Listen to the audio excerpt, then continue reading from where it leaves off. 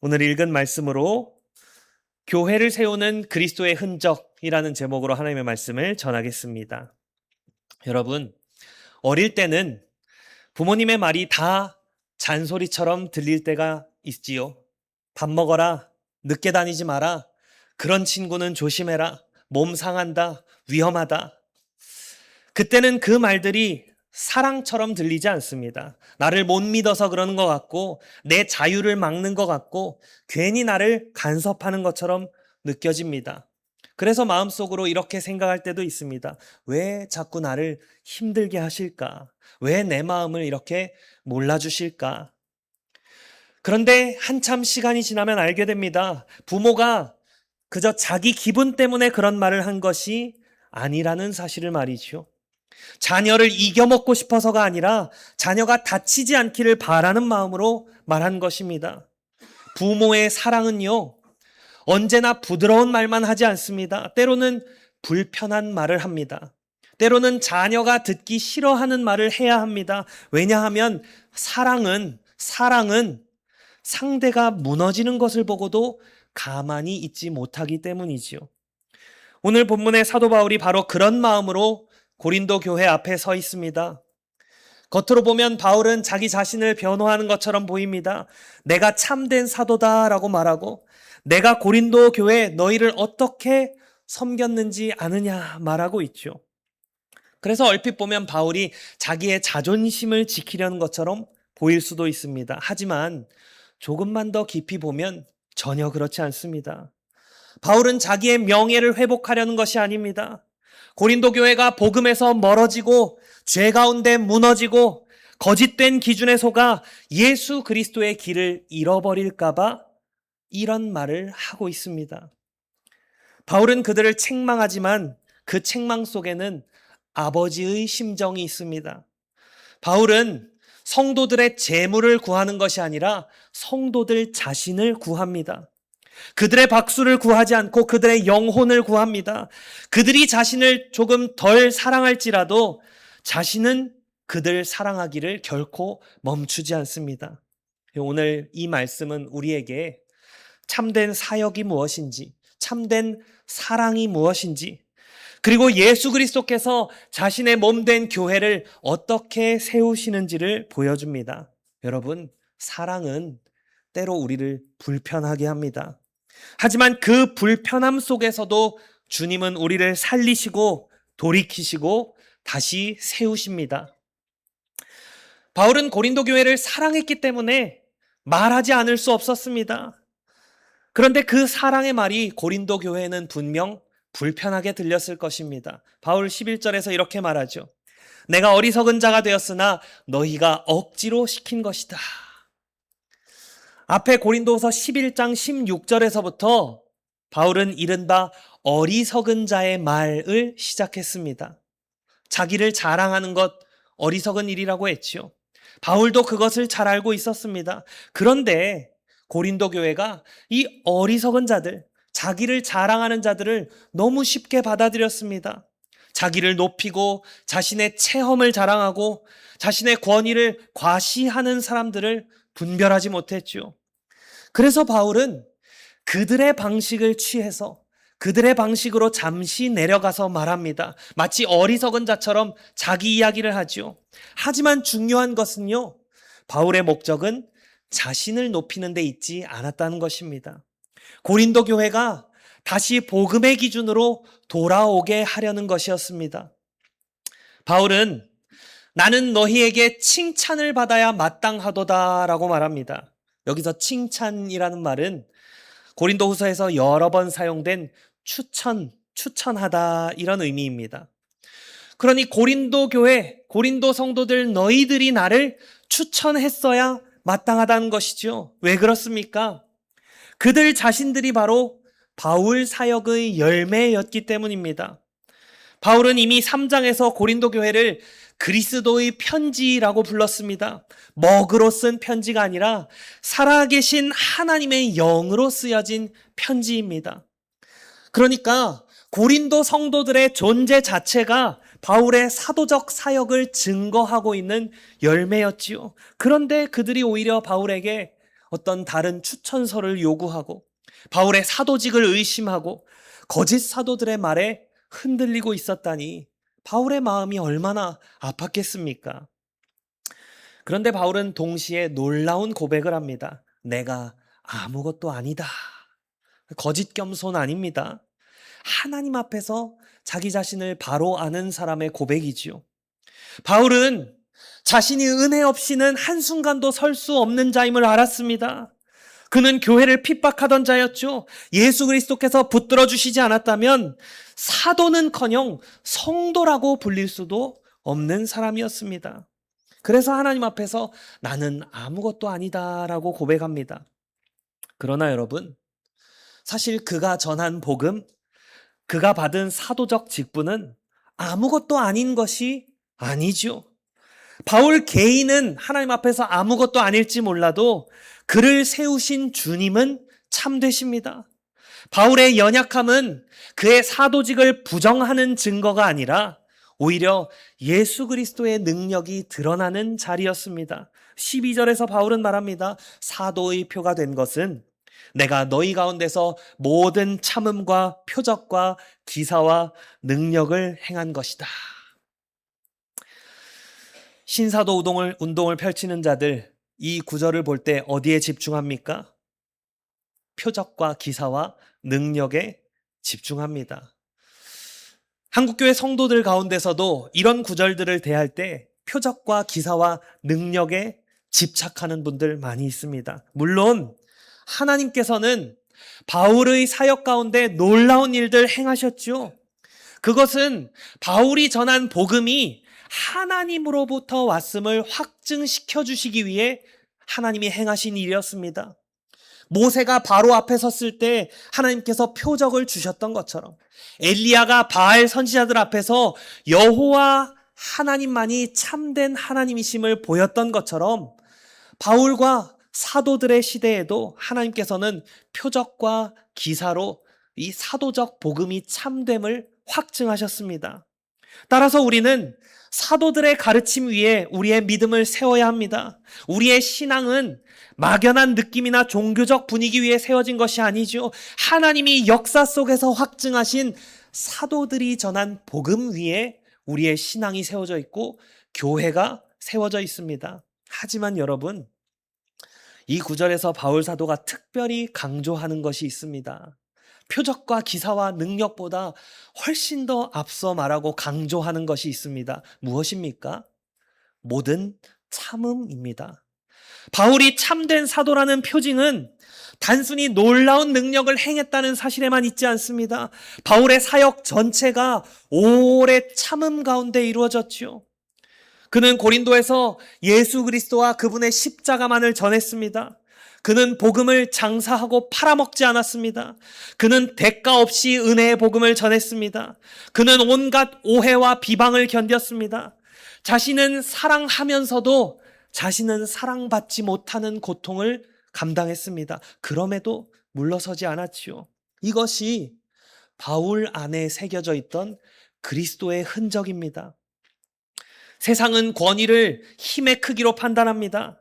얼마나 많은 사람이 따르고 얼마나 말을 유창하게 잘하고 얼마나 성공적으로 보이는가를 바라보지요. 그러나 하나님 나라는 전혀 다른 표지를 봅니다.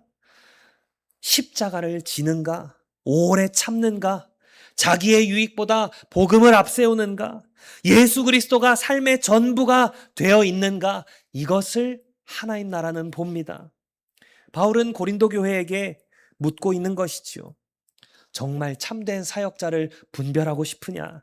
그렇다면 말의 화려함만 보지 말아라. 사람을 끌어당기는 매력만 보지 말아라.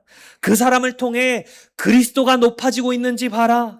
그 사람의 삶이 십자가의 길과 맞닿아 있는지 봐라. 그의 사역을 통해 살아있는 그리스도의 편지들이 계속해서 쓰여지고 있는지를 보아라. 우리 주 예수님께서 바로 그렇게 오셨습니다.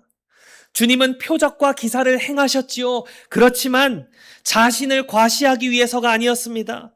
병자를 고치시고 귀신을 쫓아내셨지만 사람들의 박수를 얻기 위해서가 아니었습니다. 그분은 섬김을 받으려 하지 않고 도리어 섬기러 오셨습니다. 자기의 목숨을 많은 사람들을 위한 대속물로 주려고 오셨습니다. 가장 높으신 분이 가장 낮은 자리에 오셨고, 죄 없으신 분이 죄인들을 위해 십자가에 달리셨습니다. 따라서 교회가 참된 능력을 보고 싶다면, 찾고 싶다면 십자가 밖에서 찾으면 안 되지요. 예수 그리스도의 능력은 오래 참는 사랑 속에, 자기를 낮추는 섬김 속에, 복음을 위해 기꺼이 손해보는 삶 속에 나타납니다. 바울은 13절에서 매우 날카로운 반어법을 사용하는데요. 내 자신이 너희에게 폐를 끼치지 아니한 일밖에 다른 교회보다 부족하게 한 것이 무엇이 있느냐? 너희는 나의 이 공평하지 못한 것을 용서하라. 바울이 고린도 교회에 저지른 유일한 잘못이 있다면 그들에게 경제적 부담을 지우지 않은 것밖에는 없다는 말입니다. 따라서 나의 이 공평하지 못함, 불의를 용서하라 말합니다. 다른 교회들보다 오히려 너희 교회에 더 부담을 지우지 않은 것이 참 내가 공평하지 못한 것이니 그것을 용서하라. 물론 이것은 진짜 불의가 아니지요. 바울은 고린도 교회에 아무 잘못도 하지 않았습니다. 오히려 감사받아야 할 일을 했습니다. 그러나 고린도 교회 안에 어떤 사람들은 그 일을 의심했지요. 바울이 왜 돈을 받지 않을까? 그가 혹시 사도가 아니어서 그런 것 아닐까? 혹은 겉으로는 안 받는 척하면서 뒤로는 다른 방식으로 이익을 취하는 것이 아닐까? 이렇게 그의 선한 동기까지 왜곡했습니다. 바울은 14절에서 자신의 원칙을 다시 밝힙니다. 내가 구하는 것은 너희의 재물이 아니요 오직 너희니라. 내가 구하는 것은 오직 너희니라. 이 한 문장 안에 바울의 목회적 마음이 다 담겨 있습니다. 바울은 고린도 교회의 돈을 원한 것이 아닙니다. 그들의 영향력이나 인정이나 박수를 원한 것 아닙니다. 그는 오직 고린도 교회 성도들 자신을 원했습니다. 그들의 영혼이 그리스도께 붙들리길 원했습니다. 그들이 세상적 자랑에서 벗어나 십자가 복음 위에 굳게 서기를 원했습니다. 그래서 바울은 부모와 자녀의 비유를 들지요. 자녀가 부모를 위해서 재물을 저축하는 것이 아니라 부모가 자녀를 위해 저축합니다. 바울은 고린도 교회의 영적 아버지였습니다. 그는 고린도 전서에서 그리스도 예수 안에서 내가 복음으로 너희를 낳았다라고 말했지요. 아버지는 자녀에게서 무언가를 얻어내려고 하지 않습니다. 물론 세상에는 그런 악한 아비가 있겠죠. 그러나 참된 아버지라면 자녀에게서 무엇을 얻어내려고 살지 않습니다. 자녀를 살리고 자녀를 세우기 위해서 오히려 자신을 끊임없이 내어주지요. 15절이 이 본문의 심장과 같습니다. 내가 너희 영혼을 위하여 크게 기뻐함으로 재물을 소비하고 또 내 자신까지도 내어주리니. 여기서 바울은 두 가지 표현을 사용하는데요. 하나는 내가 쓰겠다라는 것입니다. 내가 가진 것을 너희를 위해 쓰겠다라는 것이고요. 또 하나는 내가 가진 것을 쓰는 것뿐만 아니라 나 자신이 너희를 위해 쓰여지겠다라는 것입니다. 자기 자신이 완전히 소진될까지 다 내어주겠다는 뜻입니다. 마치 배터리가 완전히 방전되듯 촛불이 끝까지 타들어가서 사라지듯 자신을 남김없이 쏟아붓겠다는 말입니다. 그런데 바울은 이것을 억지로 하지 않습니다. 크게 기뻐함으로 하겠다고 단언합니다. 이것이 참된 사랑이지요. 사랑은 계산보다 먼저 움직입니다. 사랑은 내가 얼마나 남겨 먹을 수 있는지를 묻는 것이 아니라 저 영혼을 어떻게 살릴 수 있을지를 묻습니다. 물론 이런 사랑은 우리의 본성에서 자연스럽게 나오지 않지요. 우리는요, 타락한 부패한 본성을 가지고 있기 때문에 천성적으로 받으려는 자들입니다. 인정받고 싶고 손해보지 않고 이익을 얻고 싶고 내가 준 만큼은 돌려받고 싶습니다. 교회 안에서도 쉽게 그런 마음이 생기죠. 내가 이 교회에서 무엇을 얻을 수 있을까? 누가 날 좀 알아줄까? 나의 필요가 얼마나 채워질까? 물론 교회는 성도들이 말씀으로 양육받고 위로받는 곳입니다. 소망을 얻는 곳입니다. 그러나 교회는 소비자가 서비스를 받는 것이 아니죠. 교회는 그리스도의 몸입니다. 그리스도의 몸 안에서는 지체들이 서로를 위해서 살아갑니다. 그러니 참된 질문은 내가 무엇을 얻을까 해서 절대로 멈추지 않습니다. 주님께서 나를 통해 누구를 세우시기를 원하실까? 이 질문으로 나아가지요.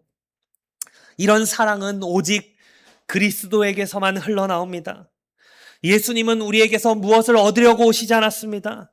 주님께서 우리를 사랑하신 것은 우리가 그분께 무엇라도 아주 작은 것이라도 드릴 만한 가치가 있어서 우리를 사랑하신 것 아닙니다. 우리가 어떤 상태에 있었습니까? 죄 가운데 영영 죽어 있었습니다. 하나님을 거스르고 오직 자기의 영광만 구하며 살았습니다. 그런 우리가 주님께 무엇을 드릴 수 있는 존재였나요? 그런 우리를 주님께서 찾아오셨습니다. 우리에게 생명을 주시기 위해 자기의 생명을 내어놓으셨습니다. 바울이 너희 고린도 성도들의 영혼을 위해 내 자신까지도 내어주겠다라고 말할 수 있었던 것은 먼저 예수 그리스도께서 바울의 영혼을 위해 자기 자신을 내어주셨기 때문입니다. 십자가에서 주님은 자신의 피와 몸을 남김없이 주셨습니다. 그리고 그 사랑이 고스란히 바울 안에 흘러들어가 고린도 교회를 향한 아버지의 심정으로 나타난 것이죠. 성도 여러분, 교회 안의 사랑은 단순한 친절보다 훨씬 더 깊습니다. 서로에게 그저 예의 바르게 대하는 것과는 차원이 다릅니다. 교회의 사랑은 예수 그리스도의 자신을 내어주심을 닮아가는 것입니다. 때로는 내가 남을 더 사랑할수록 나는 덜 사랑받는 것처럼 느낄 수 있습니다. 바울도 그 아픔을 알았습니다. 너희를 더 사랑할수록 나는 사랑을 덜 받겠느냐. 그럼에도 바울은 사랑하기를 멈추지 않았습니다.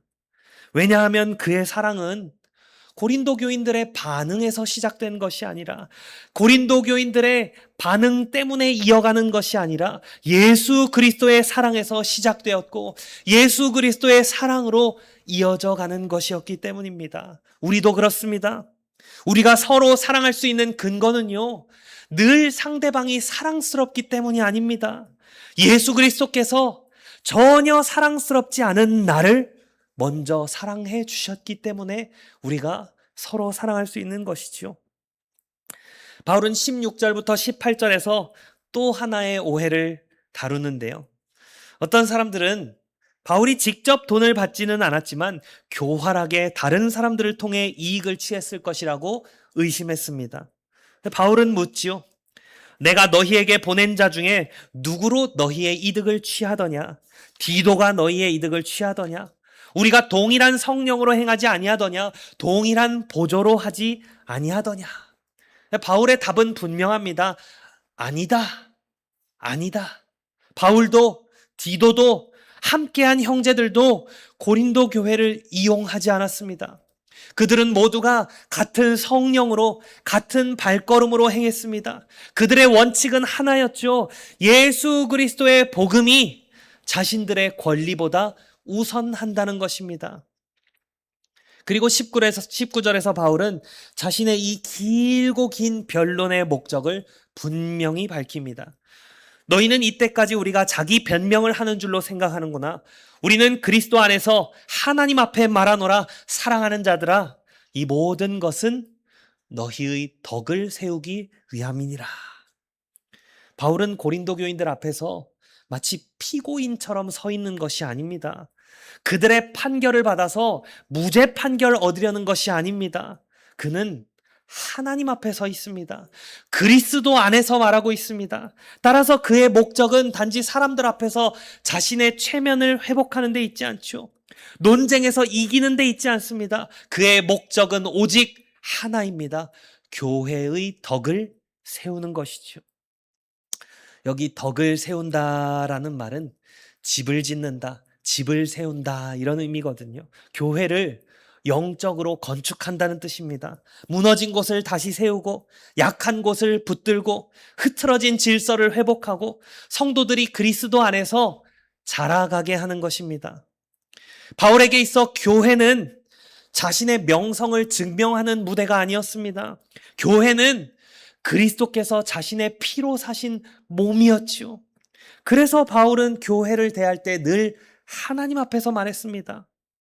목회자의 말도, 성도들의 말도, 교회 안에서 이루어지는 모든 섬김도 결국 하나님 앞에서 이루어집니다. 이것을 잃어버리면 우리는 사람들의 평가에 매이게 되지요. 칭찬받으면 우쭐해지고, 비판받으면 무너져버리고, 인정받지 못하면 분노합니다. 그러나 하나님 앞에 서 있는 사람은 다릅니다. 그는 묻습니다. 이 말이 교회를 세우는가?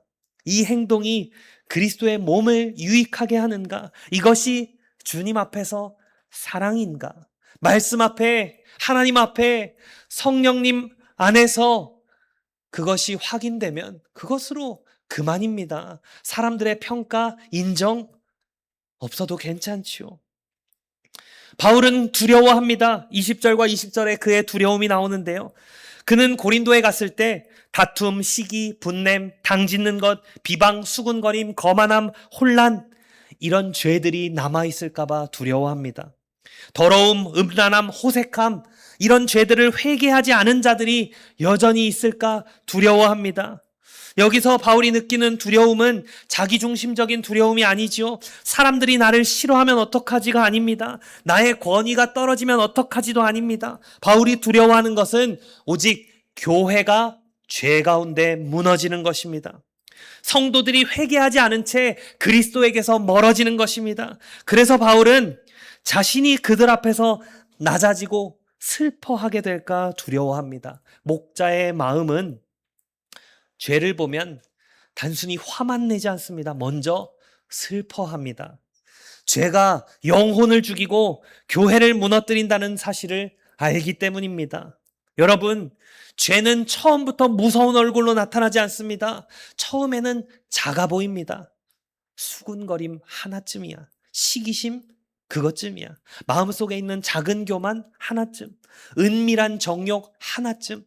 별일 아닌 것처럼 보입니다. 그러나 회개하지 않은 죄는 반드시 자라게 되어 있습니다. 마음 안에서 철저히 죽이지 않은 죄는 어느 순간 우리를 감싸버립니다. 우리의 숨통을 조입니다. 모든 관계를 무너뜨리고 예배를 메마르게 하고 교회를 혼란스럽게 합니다. 따라서 바울은 죄를 가볍게 보지 않습니다. 교회를 사랑하기 때문에 죄를 슬퍼하지요. 교회를 세우기 위해서 죄를 지적하고 드러냅니다. 그러나 여기서 우리가 조심해야 할 점이 있습니다. 바울의 이러한 책망은요, 자기 의에서 나온 것이 아닙니다. 바울은 나는 너희보다 낫다 이렇게 말하지 않습니다. 그는 나는 아무것도 아니다 라고 고백한 사람입니다. 은혜가 아니면 설 수 없음을 아는 사람입니다. 참된 이 거룩의 권면은 결코 교만함에서 나오지 않습니다. 은혜를 아는 사람의 눈물에서 나오죠. 교회 안에서 누군가의 죄를 볼 때 우리는 쉽게 정죄합니다. 내가 저 사람보다는 낫다고 생각하고 비교하려 합니다. 나는 저 사람 정도는 아니야 라고 생각합니다. 그러나 복음은 우리에게 그렇게 말하도록 허락하지 않습니다. 우리 모두는 동일하게 오직 은혜로만 서 있는 사람들입니다. 죄를 책망해야 할 때에도 그것은 상대를 누르기 위해서가 아니라 함께 그리스도께 돌아가기 위해서 그렇게 하는 것이지요. 우리 주 예수님께서도 자신의 몸된 교회를 이런 방식으로 사랑하십니다. 주님은 교회를 죄 가운데 내버려 두지 않으십니다. 요한계시록에서 계시된 부활하신 그리스도는요, 금촛대 사이를 거니시며 교회들을 끊임없이 살피십니다. 칭찬할 것은 칭찬하시고 책망할 것은 반드시 책망하시며 회개하라고 부르십니다. 왜 그렇게 하십니까? 우리 주님이 왜 책망도 하십니까? 교회를 사랑하시기 때문입니다. 예수 그리스도는 더럽혀진 채 뒹굴고 있는 신부를 그대로 버려두지 않으십니다. 말씀과 성령으로 씻기시고 거룩하게 하시고 마침내 흠없는 영광 가운데 세우십니다. 여러분, 복음이 여러분에게 값없이 주어졌죠.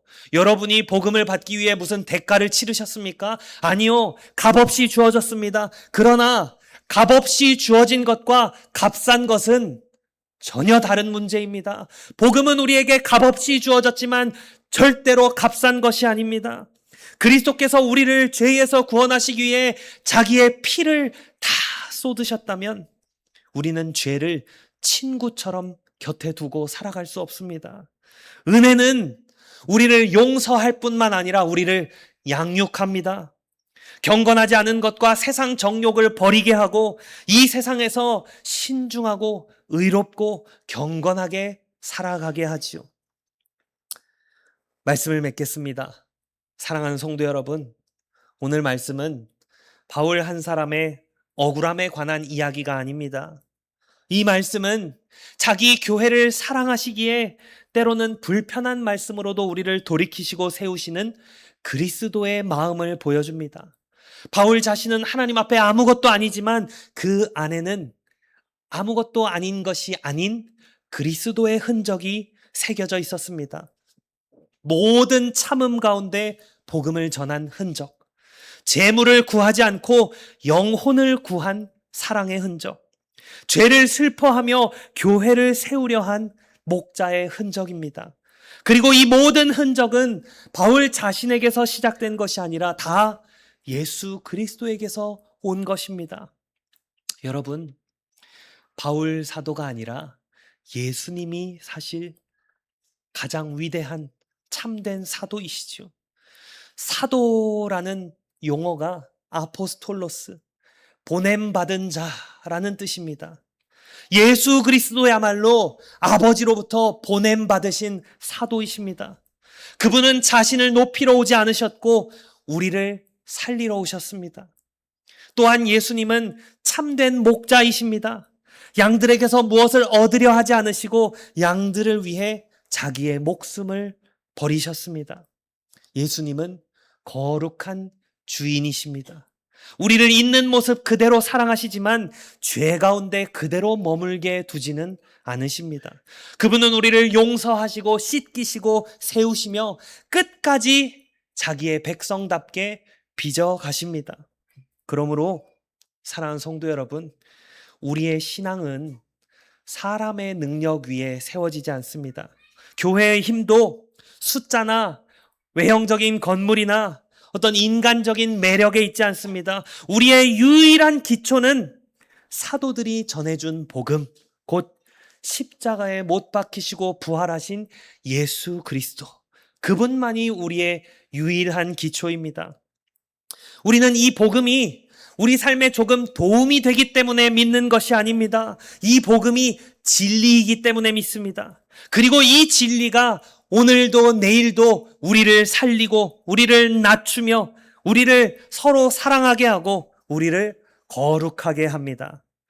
여러분, 우리 안에서 이 예수 그리스도의 흔적이 더욱 분명해지기를 바랍니다. 오래 참는 믿음, 대가를 바라지 않고 거저주는 사랑, 교회를 세우려는 말과 행동, 죄를 가볍게 여기지 않는 거룩한 슬픔이 우리 가운데 계속해서 자라가고 뿌리 내리기를 바랍니다.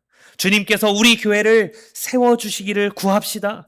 우리는 정말 아무것도 아니지만 그리스도께서 모든 것이시고 우리의 전부가 되신다면 주님은 아무것도 아닌 우리, 연약한 우리를 통해서도 살아있는 그리스도의 편지를 계속 써 내려가실 것입니다. 이 은혜가 우리 가운데, 우리 초원 공동체 가운데 충만히 임하기를 주님의 이름으로 축원합니다. 아멘.